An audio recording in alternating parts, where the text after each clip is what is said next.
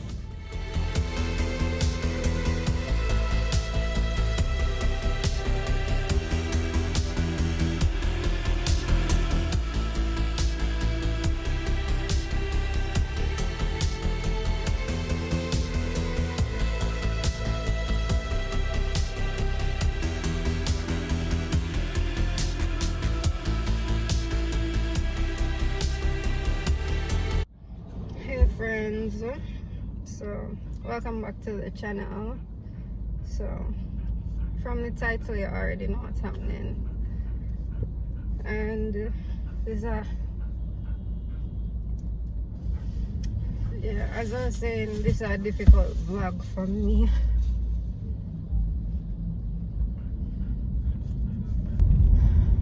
It's a difficult vlog for me because to put down, because I don't believe that we really have to put down Snak, because she's been suffering. It's suffering, yes, I guess, but I believe people should die trying.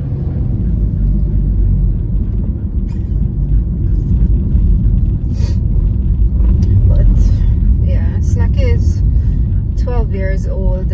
I got her in 2008 when I was in high school from one of mommy's co-workers. She had a good life, she had a happy life, but she was also sick a good amount of times. But she's a survivor and she pulled through a lot of surgeries. But it's mostly in the latter part of her life, the older parts. Like I think maybe when she was about 10 years old or 9 years old, she got a tumor on her breast, and it was just very big, a very big tumor, and then it just broke, like the skin broke, and flesh was exposed and stuff like that. So brought her to her usual vet, but he wasn't so happy to cut it because he didn't think she would make it through that surgery. Went and got a second opinion because I didn't want her to just die because she have a breast tumor. Well, that's not the reason, but I feel like she could have survived it. So anyway, got the second opinion and we cut the tumor off, and she made it through. She did spend a couple of days at the vet. She had to stay over a couple of nights. That was it. Again, she was okay after that. And then after that, I don't know how long after, probably a year after, I don't know, but she'd have to get emergency surgery. So again, because she actually developed pyometrium, which is pus in the womb, and it's life-threatening. So doctor just did say we have to get the womb out now or she gonna die. So we got that out of the way. So she survived that, she put through that, and even then he didn't think she'd have made it through the surgery, and she made it through. She made it through that surgery, because not because it was gonna be such a rough surgery. I really don't know how rough of a surgery it would have been, but he was just saying, considering age and how anesthesia impacts age, when just like humans, when all people go under the knife, it's difficult for them too. But she made it through that surgery, and then she was good after that for a while, and then we saw her limping. So this is probably like later last year, I think. I really don't remember the time span, to be honest, but we saw her limping, so we just thought it was an ingrown nail or something. But then the doctor cut the nail, and then that was it. It was fine, because we never see any swelling, no oozing, no nothing from the whole foot. It was just, he thought it was an ingrown, so he cut it. But then the tumor become more evident. It started showing outside now, so you know, we dress it and whatever. So I think the first time we tried, we brought her back for that tumor because it was getting worse. And I just thought, you know, maybe we need to cut it off, cut off the tumor, and then, you know, just see what happened. Cut it off, it came back. So I said, okay, just take the whole toe then. So we did the whole toe, and it still came back, and it was just really, really aggressive. So now, like, the whole foot, you can't even identify it as a foot anymore. And then it's swelling all the way up to her shoulder, I guess if it's a dog shoulder. And when you feel like in her back, it just feels weird. It's just really hard. The whole leg is swollen, and up here is just really hard.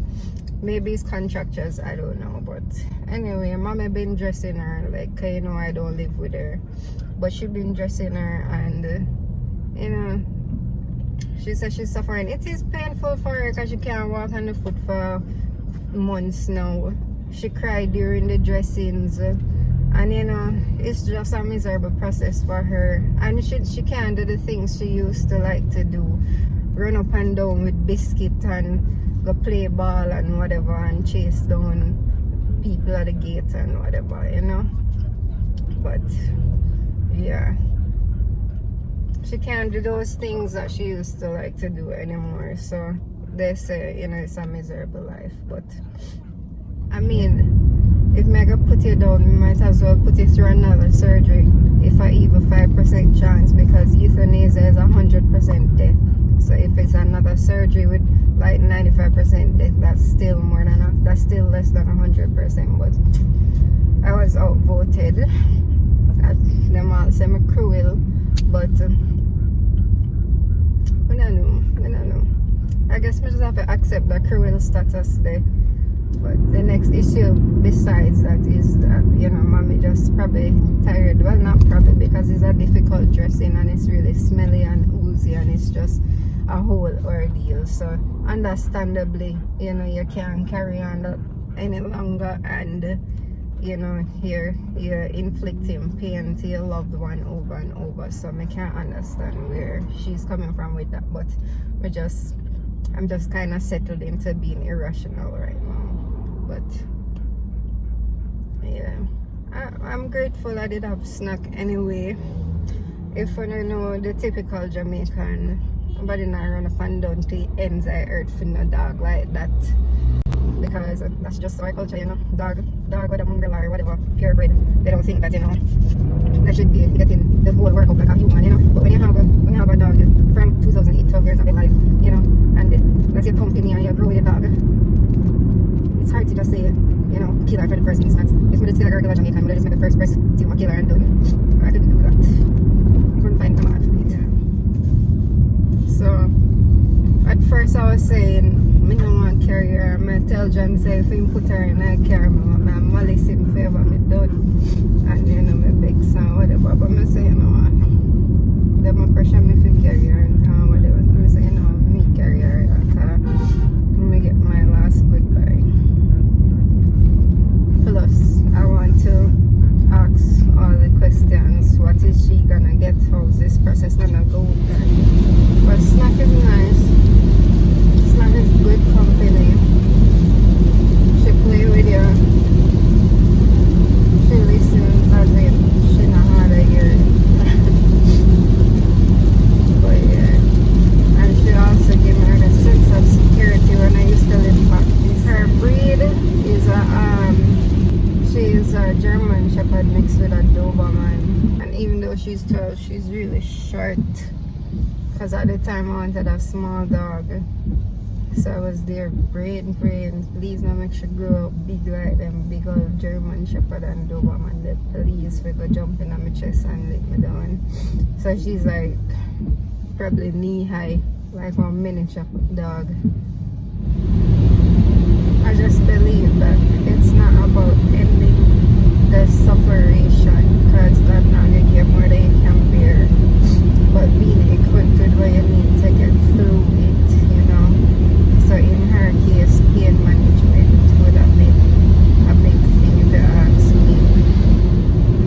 But I'd say she fought a good fight.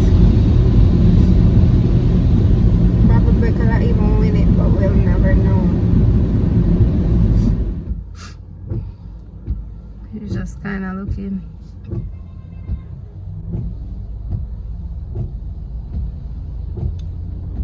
Snak. So, this is Snak. Even though she's sick, she always have a nice healthy looking coat, nice and shiny. But as I said, her leg, it's far on there, but her leg is just solid compared to this one.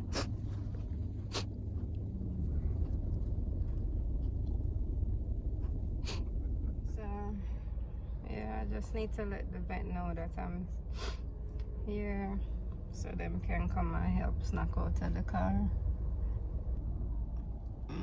Yeah, kind of stuck between wanting to get this over with and just wanting to just not have Snak gone.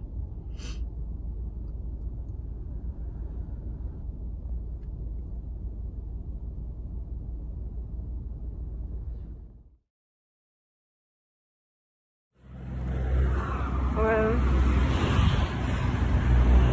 we just wrapped it up a while ago, and you can tell that she was scared.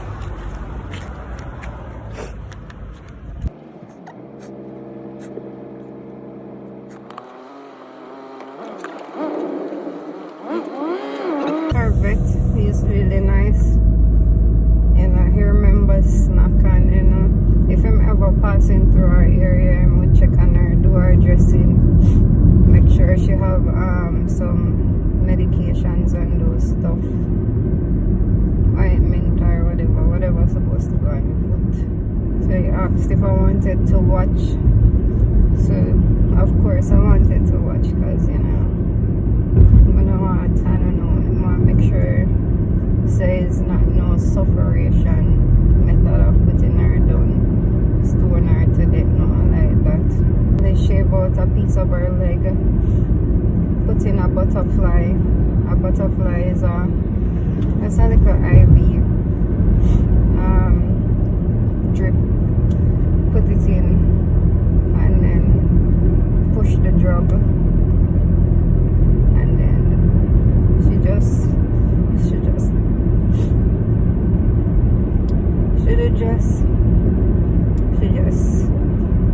I guess, I don't know, fall asleep or whatever.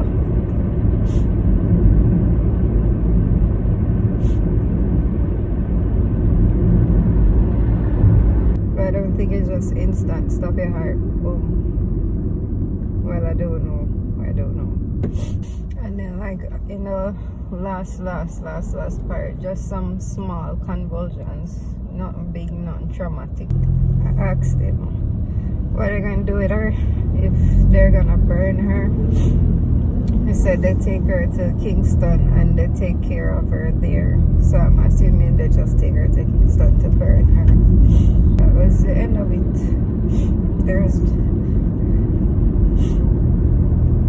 There's no more sleep, but it's still so weird to put her down, because she's so alert right up to the moment.